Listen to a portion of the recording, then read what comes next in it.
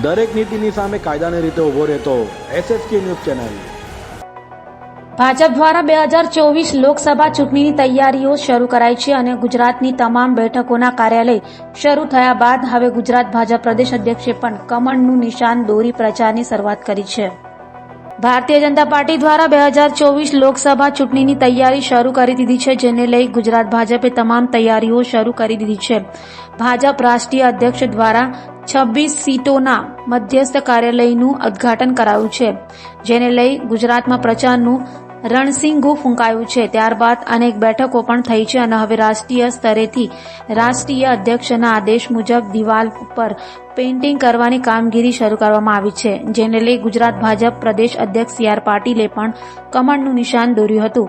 સાથે ધારાસભ્યો પણ જોડાયા હતા। તો CR પાટીલે કહ્યું હતું કે સાંજ સુધીમાં અમદાવાદમાં પણ ઘરે ઘરે ભીંત ચિત્રણ કરવામાં આવશે। મિત્રો, 2024ના લોકસભાના ઇલેક્શનની તૈયારી ગુજરાત પ્રદેશ ભારતીય જનતા પાર્ટીએ શરૂ કરી છે।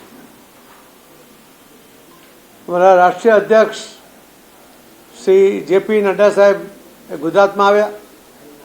એમણે ગાંધીનગરના શ્રી અમિતભાઈ શાહ સાહેબના કાર્યાલયનું ઉદ્ઘાટન કરીને આખા ગુજરાતની કુલ મળીને 26 સીટ એના ભારતીય જનતા પાર્ટીના મધ્યસ્થ કાર્યાલયનું ઓપનિંગ એક સાથે કરીને એક નવો ચીલો એ ગુજરાતમાંથી શરૂ કર્યો અને સાથે સાથે એમણે પ્રચારનો પડઘમ પણ શરૂ કરી દીધા। ત્યાર પછી પણ અમારી અનેક મિટિંગો, અનેક મોરચાઓ સાથે, અનેક કાર્યકર્તાઓ સાથે એ શરૂ છે અને વ્યવસ્થા પણ અમે ગોઠવાઈ રહ્યા છીએ।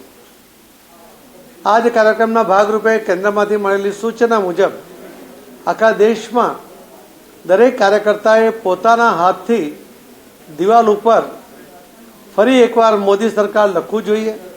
કમળનું નિશાન ભલે વાંકું ચૂકવા હોય તો પણ એ કરવું જોઈએ, જેના કારણે એનું ઇન્વોલ્વમેન્ટ આવે।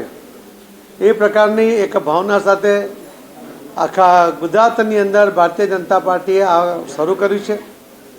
આજે મેં પોતે પણ દિવાલ ઉપર કમળનું નિશાન ચિત્ર્યું છે। અમારી સાથેના અમારા શહેર અધ્યક્ષ અને ધારાસભ્યો પણ ફરી એકવાર મોદી સરકાર આ શબ્દો પોતાના હાથથી દિવાલ ઉપર ચિત્ર્યા છે। ભારતીય જનતા પાર્ટીના કાર્યકર્તાની ઓળખ છે કે પહેલાંથી એ દિવાલ ઉપર પોતે જ ચિત્રામણ કરતા હતા અને એના દ્વારા પોતાનું ઇન્વોલ્વમેન્ટ આવતું હોય, ભલે ગમે એટલો મોટો કાર્યકર્તા હોય પણ એ પોતે પેઇન્ટિંગ કરતો હતો અને આ વખતે પણ અમે ગુજરાતમાં શરૂ કર્યું છે।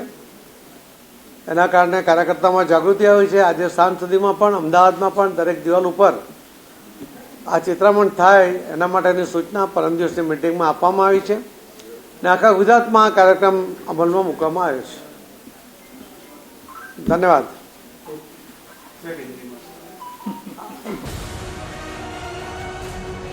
દરેક નીતિની સામે કાયદાની રીતે ઊભો રહેતો SSK ન્યૂઝ ચેનલ।